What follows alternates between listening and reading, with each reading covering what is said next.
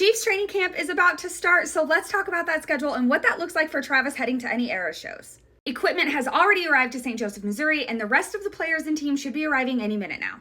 The team will report to St. Joe, and they'll have private, closed practices and meetings until next week. Next week's practices will start opening up to the public. You can find this schedule on the Chiefs website, but there are some days where you can buy a ticket to go watch the Chiefs practice at training camp. And pay attention to that schedule because on many of these days, the Chiefs players will actually meet with the fans, sign autographs, take photos after their practices. So you could potentially meet Patrick Mahomes, Andy Reid, or even Travis Kelce on one of those days.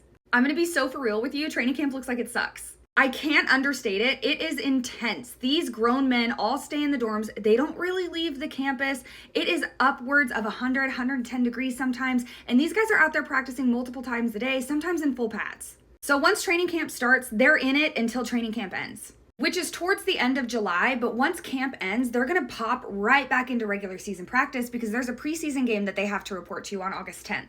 And while preseason games don't count towards the regular season record, they're very important and very much mandatory. The Chiefs will use these games to lock in their final roster, make final cuts, and determine who their first, second, and third stringers are. Now, Taylor's going to be on the Eras Tour for most of these dates, but I don't expect her to make it to this final preseason game because we don't really expect Travis to play much. We know he's first string. We don't expect them to risk any injury and play more downs than he needs to. But this is good news because they do have a short break between the last preseason and the first regular season game. Now, they will be practicing, but Taylor should be in Kansas City at this time. A few sites reported that Taylor would be staying in Kansas City, and though they falsely reported it as a 3-month break, we know Taylor goes back on tour in October, but it is possible she's planning on staying in Kansas City during this leg of the tour. But because she's off all of September, it's looking really good for Taylor to see a lot of these Chiefs games. Especially that first game on September 5th. That's actually going to be at Arrowhead. It is our first NFL game of the entire season, and the Chiefs will be unfurling the Super Bowl banner for the 2023 season. And your girl's going to be there.